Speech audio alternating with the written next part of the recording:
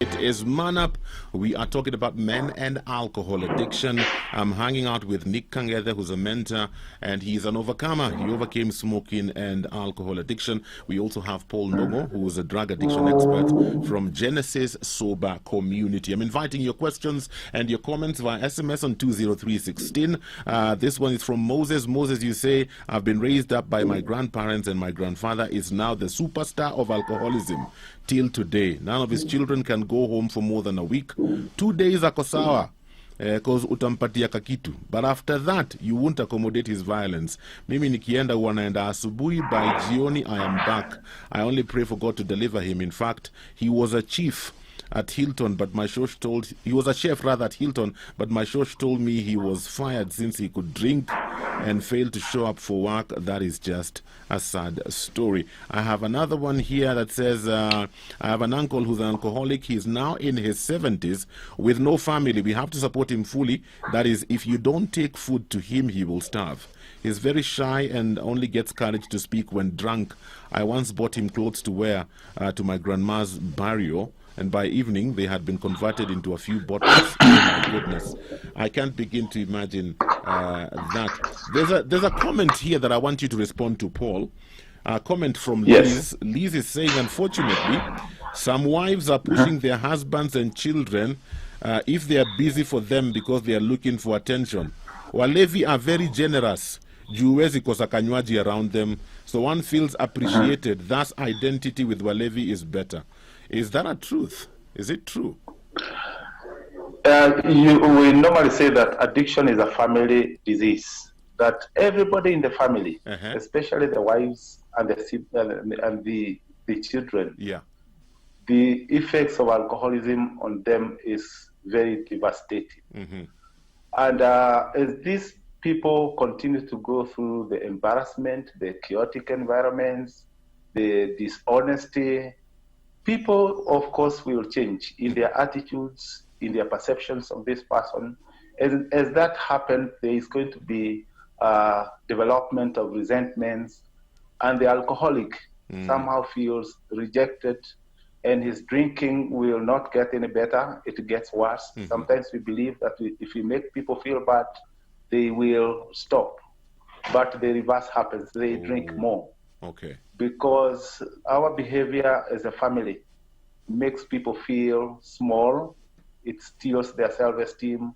There's guilt, there's shame, there's self-loathing. And because of this, they drink more. And then they behave more irresponsibly. And people are going different ways. And we normally say that in treatment, as we treat the alcoholic, the family members also need to go through some healing. Okay. Because we should not forget that they are people too. The fact that they are not taking alcohol does not mean they are not getting affected. Sometimes they suffer even more than the alcoholic himself.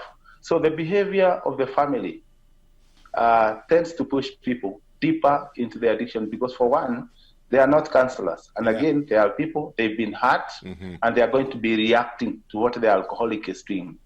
And because of that, what is going to be coming out of their mouth and non-verbally, their behavior is interpreted by the alcoholic as rejection. And because of this, the alcoholic drinks more, and he feels more accepted in the drug den or in the alcohol den, where he's not going to be judged for the actions of his being by virtue of being an alcoholic. Okay. Yes. I'm just wondering, does society also push this? Because just the way society is wired, you know, it's a manly thing to get together and drink. I can't imagine to tell you the number of times, maybe when I've gone home to Geshagi or I'm just meeting people, you know, and there's always the, hey, kuna kitu leo, kuna kakanywaji, you know, and people, and lakini huyu msimpatie huyu ni pastor, those who know me, you know, even though I tell people, even if I was not a pastor, even if I was not a Christian, I don't think I would drink because my system refused alcohol. So I'm wondering, is society also pushing men in that direction because it is the acceptable thing to do? It looks manly. Yes, it does. We have been wired. It is there in our culture. It is also there in the Bible. If you look at the Bible, we have people of God people like Noah, who used to have a vineyard. Yes. We had Jesus converted water into wine. It was the first miracle. If you look at St. Paul, there's a time he told St. Timothy to be taking a little wine because it is good for his health. In our social occasions, like me, where I come from, wazes cannot sit down unless there's a calabash of Moratina. Oh my goodness. It's also used as part of dowry. And even when we want to appreciate people, we will take them to alcohol drinking joints. That is in our culture. But again, when we overdrink, the society tends to look at us, as people who drink irresponsibly, as people who are not up to. There are those very negative perceptions because we think people who are alcoholics are bad people. They are thieves. They are robbers.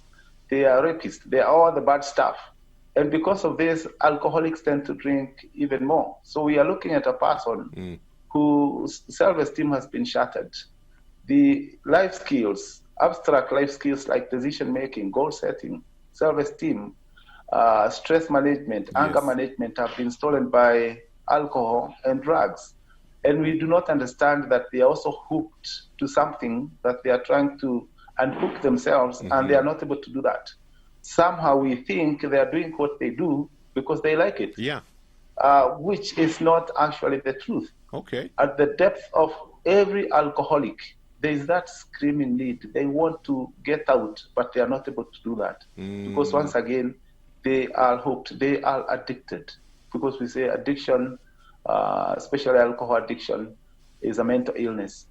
Because alcohol targets the brain, damages the brain, reorganizes the brain in a way that that person cannot be able to function normally. It has actually entrenched itself in the brain that this person has to go for treatment. Because like, if you remember, what I did explain the last stage of addiction is that people cannot be normal until they take drugs. On the extreme, there are people who are known to have died because they missed their dose of alcohol. Oh my goodness. Because the brain, because the way the brain communicates has been blocked on account of having no alcohol.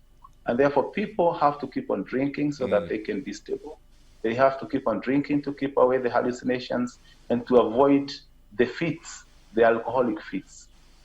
Wow. Nick, I'm just wondering, when you were still addicted to alcohol and smoking, did you go through any kind of stigma, from friends and family, and how did you handle that?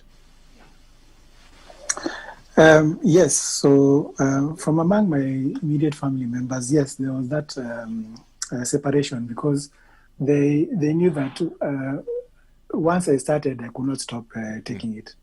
And there was no way I could be able to say, now I've had enough, and then I will now say no more. Once I started, mpaka nianguke. That is when now it stopped. Yes. Yeah.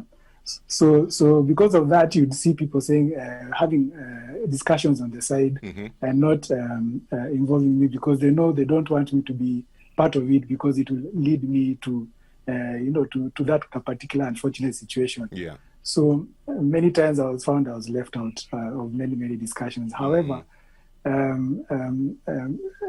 it was, I understood that they were trying to help me. They were trying to also take care of my situation.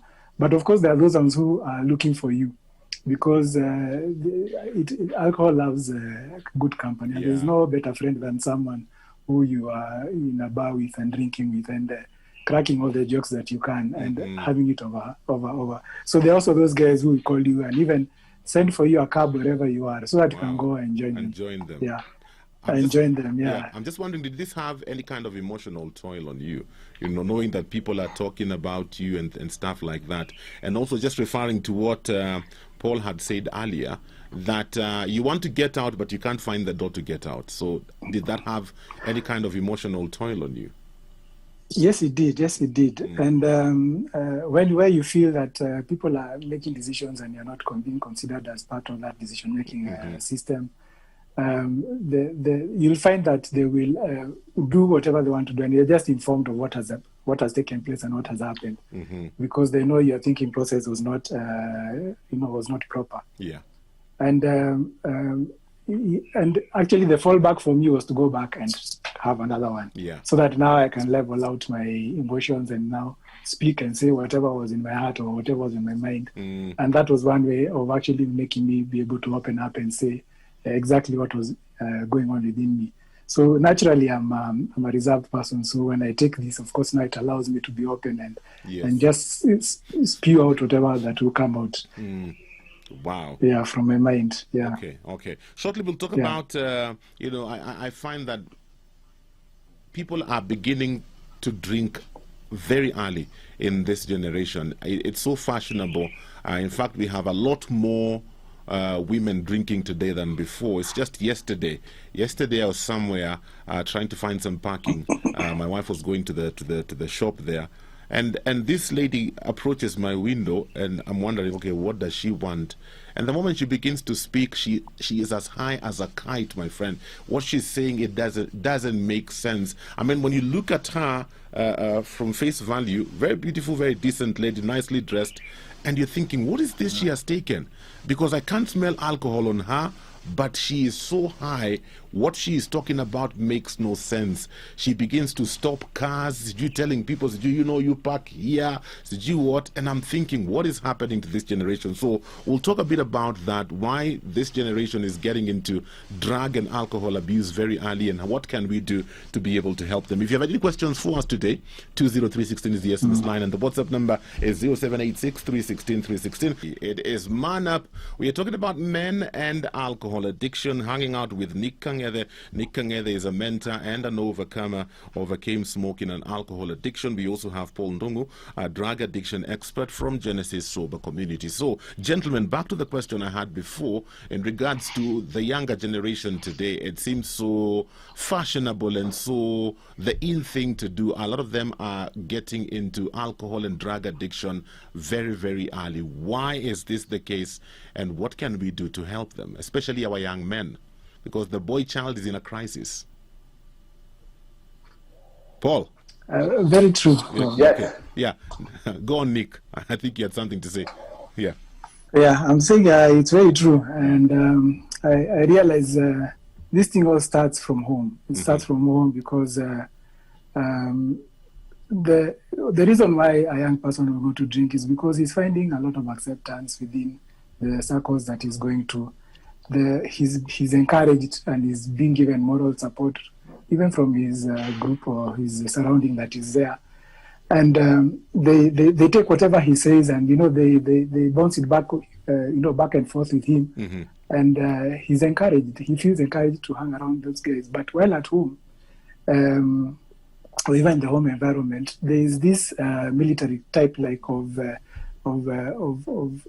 running the home. So your voice is not heard in that house. You hear the car coming in, you run away. You feel like you're a stranger in your own home, and that child's confidence is not built, is not improved on, and therefore, if he has questions, he will not even want to approach the people in that home.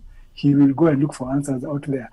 So what happens if he goes to look for answers out there and he finds a person who is just laying about, who is telling him, usijali, wachana mzee, wachana wazazi, come I show you what to do. And they go, and before you know it, he's now having another friend out there. So I believe the family setup has no time for the child at home, and I do not blame the parents simply because they're under pressure to support and provide for the family. However, I think there should be a balance of how to be able to do this, because you can have your ambitions, but also take care of the most important thing that is the family. So when the child is not feeling confident at home, when the child is not feeling loved at home, appreciated, then they're going to go out there and they're going to look for solutions. And the solutions they're going to find are definitely not the right solutions that can come from home.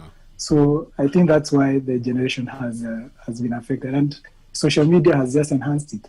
So if one person was, long ago you could just see a person in the neighborhood walking as a drunkard, but now that drunkard can be videoed and filmed, and post can be spread as far as I don't know which is the farthest part on earth, and before you know it, it has influenced other people. What that girl was doing while in Kenya, in that Kishagi in Kenya. So social media has just expounded this and made it into a monster. Okay, Paul, do you have anything to add to that, or do you have anything you disagree with? Yes, I would like to add that it's a combination of many factors. In addition to what Nick has just highlighted, we're also living in an age of equality. I remember you just shared about our lady. Yeah. Because we are living in an age of equality where we have ladies who are saying that what a man can do, a woman can do better, and therefore they are beating us in our own game. Initially, ladies never used to drink the way they are doing. I remember there was a WhatsApp message that was circulating that girls today are drinking like their fathers, whereas in the earlier days they used to cook like their mothers. Not so today. And again, we are living in an age where we have so much pressure. We have stress all over, the financial demands. Women are working, unlike before when they used to take care of children. And men are also waking up very early especially those who are living in towns. If you are working in Nairobi, you have to be out of home latest by 6, so that you can be at your workplace by 8. And women are also doing the same. By the time they are coming back home, it is at night. And therefore, we find there is no close monitoring on what children are doing. And again, people, like Nick has just mentioned, people are drinking at home. Yeah. And of course, children will be looking at what the adults are doing. If there's alcohol in the house when you are away, the kids will want to do that because they believe that's the right thing for you to do. And again, because of the pressures, we have people who are going through difficult times. Psychiatric issues are happening. We are having people who have mental ailments like anxiety, like depression, but it has not been diagnosed. And research shows that when there's too much pressure, when people are going through some form of mental struggles, people will tend to drink alcohol in an attempt to calm themselves down. There's so much uncertainty. We have just seen this past year, people have drunk so much. People have abused drugs. People have become very violent because of COVID. Yes. And again, life sometimes today is not very, very stable. It's not very stable. And when people are not assured about what is likely to happen tomorrow, that shakiness is bound to push people to go and start taking alcohol. And again, the culture. We have embraced a culture where we are living in freedom. People ought to be free. Yes. We have embraced the Western culture. Very true. And sometimes the speed at which we have done this is somehow questionable. Okay. We could be a society that is going through some form of adolescence, and you know the struggles that normally happens with adolescents. You don't know whether you belong here, whether you are a child or whether you are an adult. And this is the time that such things like alcohol abuse takes place. So it's not one factor, it's a combination of very, very many factors. Back to you, Nick. What was your turning point? How did you overcome these two addictions? So when I lost a very good business and I realized that it's something that I thought that I could be able to redeem from where it was going, and I thought that I could hack it. And I thought that hanging around people, trying to have these kind of conversations with these people, can be able to solve it. But I realized I needed money to sustain that kind of social life, essentially. And the more I went into it, the more I realized there was more of a struggle. And eventually, the good business went down. So that's when I realized that some of these societal truths, which we consider to be truths, where you're told the kind of people you're hanging around with will determine the kind of level of success that you're going to be having. Yeah. That's when I started questioning those societal truths, and I turned to the Bible really to be able to understand exactly what was the truth, and that was never there. And that's when now I started questioning everything that I considered to be a societal truth in me. And I had to make a lot of decisions. Especially the people that I hung around with. I had to make a lot of decisions, especially my phone. Mobile phones make you so accessible to people. And someone can just call you at the whim of even at midnight or even 1 a.m. And try to to persuade you to join him wherever he is. And I realized those are the distractions that were keeping me not focused in the things that I should be doing. So I had to go the way of switching off phones early enough. From I didn't want to change my number because it was still a business number. Yes. I focused on just switching it off early enough. Some of the friends I had to ignore their calls when they came in at particular times. Okay. And that is when now I realized that I'm now able to get some time on myself and be able to be with the family also and focus more with them. So it's when I realized that there was actually more damage than gain. And that was like about 10 to 11, 12 years ago. Yeah. And that's when I made that turnaround. Okay. Did you have to go through a For me, it was a rehab? journey. Did you have to go through a rehab? No. You just walked out. I didn't have to. I was very lucky. I didn't have to go through a rehab. I had an example in my life who had stopped and was able to turn around. And he was bad. He was really, really bad, and he was very close to me. So when I saw his turning around, it happened many years ago. So when he told me about his story and the way he stopped, then I knew it can happen. Yeah. I knew this is something that can take place. So by the grace of God, that's what I can say. By the grace of God, I didn't go through those the fevers, the shivering, they call it cold turkey withdrawals. I didn't have to go through that, though I know guys who went through it, and for me it was just by the grace of God that I didn't go through that. How did your family embrace the change? For some, it was a good thing because they could see. There are those, of course, who never trusted me. Yes. Because they just thought it was another story. Yeah. That I'm trying to be able to come into their social or their circles. However, there were some who appreciated it, but still watched me from afar. Yeah. Trying to looking for some truth in what I was saying. And of course, there are those who are unhappy about it because now they could no longer we could no longer socialize the way we could. Yes. And me having to put off my phone at particular times, you find out in the morning you're finding some very annoying messages. People are very angry at you.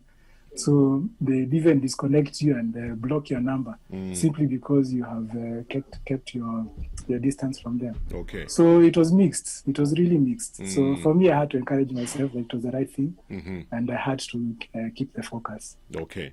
I'm just wondering, Paul, how do we help those men in our families or our friends who are addicts? Because sometimes I keep hearing the statement, you can't help them until they come to a place of realizing that they need help. So what are we supposed to do? Okay, thank you very much for that question. First of all, I would like to commend Nick because he's one in so many people who have managed to quit without necessarily going for the residential treatment. Yes. However, we normally say that there are many pathways to recovery. There are people who will wake up one morning and say, enough is enough, I will never go to that bar. And they are able to make it. Yes. We also have people who will go to church, spirituality, they are prayed for, and they are able to say no to alcohol, and they are able to keep their faith. We also have some who we need to do just brief interventions. Yeah. We will discuss with someone about alcoholism, the causes, why he thinks he's glued to alcohol, what he thinks we can do for about 4 sessions, outpatient, and it has worked. Others will need longer sessions for a longer duration of time, but we still have others who will not agree they have a problem. Yes. And because drug addiction is a mental illness, they have to be treated to go for rehabilitation by whatever means. They can be lied to. Others are mandated by the employer. Others may be mandated by the probation officers from the court to go for treatment. Yes. Because it's assumed that this person is not very normal, and therefore he cannot make a rational decision, and therefore decisions have to be made for such people. As a family, I think as families, what families need to do is to be more empathic to the plight of the alcoholic.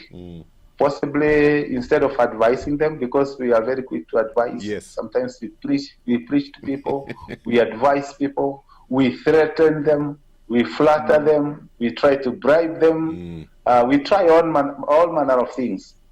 But most of the time, those things do not work for alcoholics. And again, we normally say that behind most cases of alcoholism, there has to be enabling.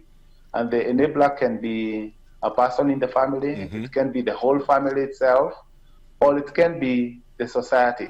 It can be other people in positions of authority that assist this person to remain sick in his addiction. There is a person who gives this person the money.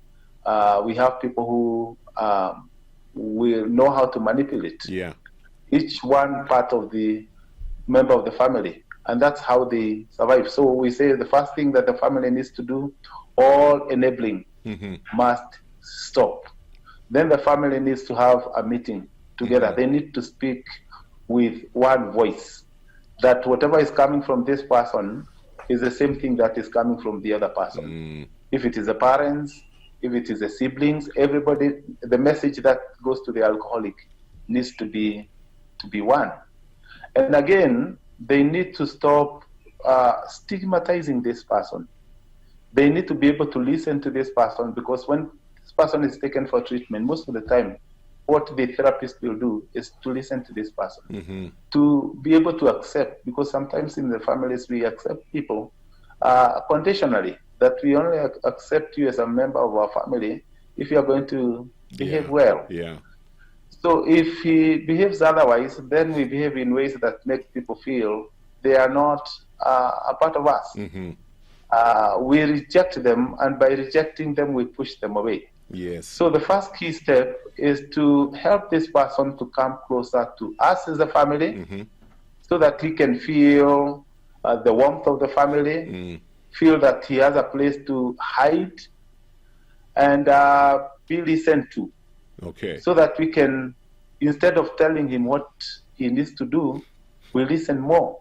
And when we listen more, we will be able to get to understand people's struggles. And this is the time now we can hook up someone to do an intervention on our behalf. There are those things that we as a families may not be able to do because of our pain. Again, you remember we said family members do suffer. We are going through a lot of pain. And when we find it is not possible for us to listen to this person, then we can engage a professional, a person who can do an intervention. If all fails, then we as a family, we cannot wait for someone to die because he did not agree to go for treatment. We have a responsibility as a family. We can look for ways to take this person to a rehabilitation center, so that he can be treated. Because the alternative would be to just allow him to continue drinking. And of course, drug addiction, like all other ailments, eventually it's going to kill him. And then for the person, the first key step is to acceptance that there is a problem. Because if I don't have a problem, why will I want to change? I first of all have to accept I have a problem. Then the other key step is to find out what makes me do what I do, what pushes me to addiction. We have the causes of addiction, and we have what perpetuates the cycle of addiction. And these two things could be, the perpetuating and the causative factors could be different. Initially, people started because of this 1, 2, 3 things, but as time continues, they have damaged so much of themselves that they cannot come to terms with what they have made out of their life, and therefore they will want to keep on escaping from it. So we look at what makes you do the things that you do? If it is stress, then you look at how to manage that stress. Yeah. If it is because of anger, we will help you to resolve that anger. If it is because you have a mental issue, then you will be medicated for that. Okay. But the families do have an obligation.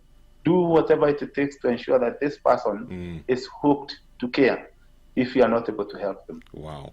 Gentlemen, thank you so much. Could I add something? Yeah, add something, Nick, as we wrap up. I think Paul has highlighted it very well. And I also think the other challenge the alcoholic goes through is fear. Fear of starting up again, fear of starting his life again. Sometimes they are told to stop having friendships, and they realize those are friendships that they are very key for them. Sometimes they are told to stop going to particular places, and they're like, what else can I do if I don't go through this? So they also have that fear of initializing or starting that new step or starting another engagement. And that they resist. They totally resist it. Yes. But if they're able to realize that it is doable, it is acceptable. And that's why I believe those AA groups and Alcoholic Anonymous groups are very critical and crucial for them. They come across people who are like them. Yes. They need to see people who are successful so that they can be able to know, it is still possible to be successful without what?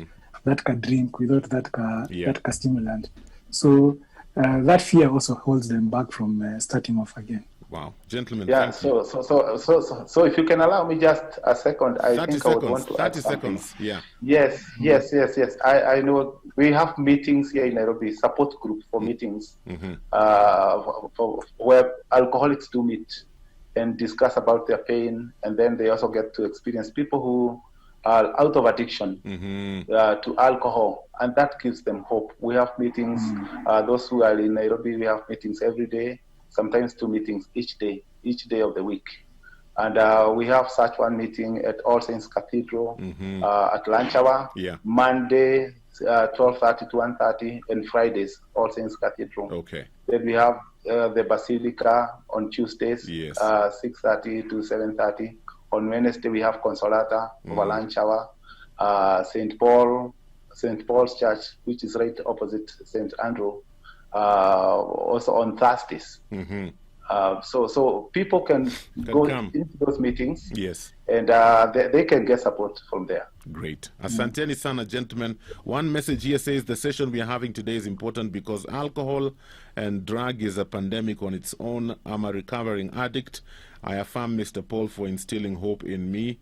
I am one of his product. Thank you so much. You didn't give us your name, but thank you for texting. Well, that's all the time we have for today. I love what Paul has said. Help is available. So if you have a relative, a sibling who's an alcohol addict, find help for them because help is available. Let's be our brother's keeper. For this and more of our shows, log on to www.familymediaonline.com to enjoy a wide variety of programs from current affairs to testimonials and features, pastoral and inspirational shows, kids entertainment, and so much more. Also stream live on www.familymedia.tv.